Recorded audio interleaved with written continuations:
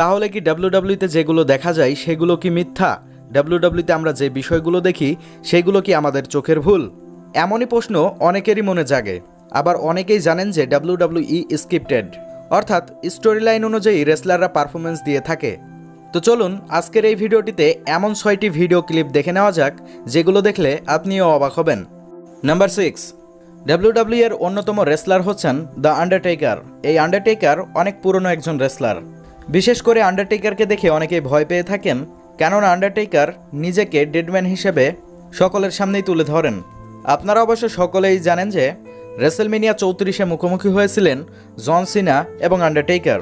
বিশেষ করে এই পুরো ম্যাচটিতে আন্ডারটেকার জন সিনা একেবারে ডিস্ট্রয় করে দিয়েছেন। আর এইখানে আন্ডারটেকারের পারফরমেন্সটি ছিল দেখার মতো। তবে এইখানে আন্ডারটেকার যে মুভগুলো দিয়েছিল সেগুলো আমরা টিভি স্ক্রিনে দেখে ভেবেছিলাম হয়তোবা এগুলো সত্য। তবে এখন আপনারা স্ক্রিনে তাকালে দেখতে পাচ্ছেন জন সিনার মুখের উপরে যখন একটি লাথি মেরেছিলেন আন্ডারটেকার, ঠিক সেই সময়ে জন সিনা আগেই পড়ে গিয়েছিলেন। তবে সেইখানে জন সিনা এতটাই ভালোভাবে অভিনয় করছিলেন যে সেইখানে মনে হচ্ছিল যে জন সিনার মাথার উপরে অনেক জোরে লাথিটি লেগেছে। নাম্বার 5, মানডে নাইট রয়ের এপিসোডে মুখোমুখি হয়েছিলেন ডিন অ্যামব্রোজ এবং ড্রু ম্যাকিন্টায়ার। আর এইখানে এই ম্যাচটিতে বেশ ভালোই পারফরমেন্স দিয়েছিলেন দুইজন রেসলার। তবে এক পর্যায়ে দেখা যায় ডিন অ্যামব্রোজ লাথি মেরেছিলেন ড্রু ম্যাকিন্টায়ারকে। তবে সেইখানে ড্রু ম্যাকিন্টায়ার উঠবার আগেই লাথিটি মারার জন্য ড্রু ম্যাকিন্টায়ারের মাথাতে হিট করেনি। তবে আপনারা টিভি স্ক্রিনে দেখেছেন বলে আপনাদের মনে হয়েছিল যে এই লাথিটি হয়তোবা সত্যিকারের। তবে এখানে যদি স্লো মোশনে দেখানো যায়, আপনারা এখন স্ক্রিনে তাকালে দেখতে পাচ্ছেন যে এই লাথিটি অনেক দূর দিয়ে গিয়েছে, বরং এই লাথিটি লাগেনি। Number 4, the big red machine কেন। আপনারা অবশ্য কেনের ফিনিশার মুভটি দেখেইছেন। বিশেষ করে ফিনিশারটি দেখে অনেক ভয়ঙ্কর লাগে, কেননা কেন এক রেসলারকে উল্টো করে ধরেন এবং তিনি সেই বিপরীত রেসলারের মাথাতে অনেক ভয়ঙ্করভাবে আঘাত করেন। অর্থাৎ সেই রেসলারের মাথাটি নিচের দিকে অনেক জোরে আঘাত করেন। সেইটা দেখে মনে হয় যে বিপরীত রেসলার খুব ভয়ঙ্করভাবে আঘাত পেয়েছেন। তবে একদিন মানডে নাইট রয়ের এপিসোডে কেন এবং ফিন ব্যালরকে দেখা গিয়েছিল ব্রল করতে। তবে এক পর্যায়ে গিয়ে ফিন ব্যালর আর কিছুই করতে পারছিল না এবং কেন সেখানে তার ফিনিশারটি ফিন ব্যালরের ওপরে মেরেছিলেন। তবে এই ভিডিওটি আপনারা টিভি স্ক্রিনে দেখেছিলেন বলে বুঝতে পারেননি। তবে স্লো মোশনে যদি দেখেন তাহলে এখানে একেবারে ক্লিয়ারলি দেখা যাচ্ছে যে ফিন ব্যালরের মাথাটি অনেক উপরে রয়ে গিয়েছে, অর্থাৎ ফিন ব্যালরের সেখানে কিচ্ছুই হয়নি।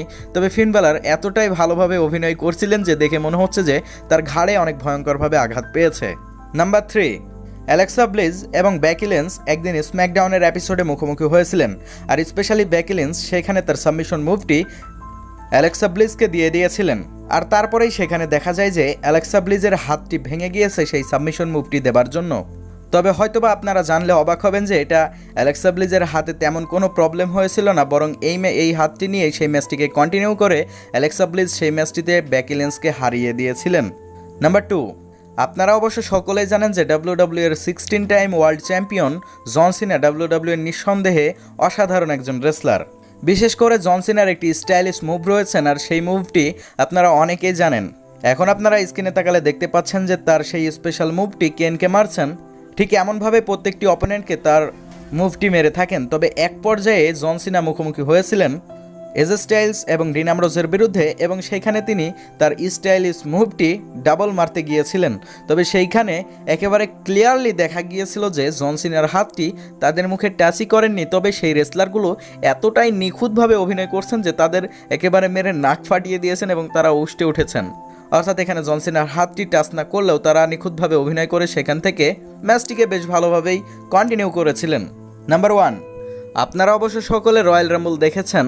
আর এক পর্যায়ে একটি রয়্যাল রাম্বল ইভেন্টে গিয়ে রেই মিস্টেরিও, 16 টাইম ওয়ার্ল্ড চ্যাম্পিয়ন জন সিনা এবং the big dog Roman Reigns, এই তিনজন দেখা গিয়েছিল।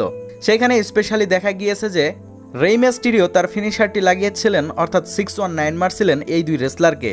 স্পেশালি সেইখানে তার ফিনিশারটি বেশ ভালোভাবে কানেক্ট করেছিলেন। এখানে দুই রেসলার বেশ ভালোই চোট পেয়েছিল।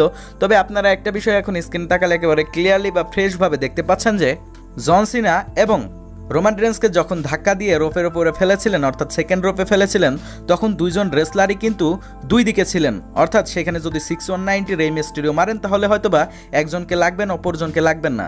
তবে এখন আপনারা স্ক্রিনে তাকালে একেবারে ক্লিয়ার এবং ফ্রেশভাবে দেখতে পাচ্ছেন যে দুইজন রেসলার একেবারে দুইজনের কাছাকাছি চলে আসেন এবং সেখানে রেই মিস্টেরিও এসে তার 619টি মারেন। আর সেখানে মারার কিছুক্ষণ আগ মুহূর্তে জন সিনা রোমান রেন্সকে কিছু একটা বলছিলেন, অর্থাৎ এখানে বোঝাই যাচ্ছে যে WWE একেবারেই স্ক্রিপ্টেড এবং স্ক্রিপ্ট অনুযায়ী রেসলারগুলো নিয়মিত পারফরমেন্স দিয়ে থাকে। তবে WWE নিয়ে আপনার কি ওপিনিয়ন অবশ্যই কমেন্ট বক্সে জানাবেন, আর ভিডিওটি ভালো লাগলে অবশ্যই একটি লাইক দিবেন। ধন্যবাদ।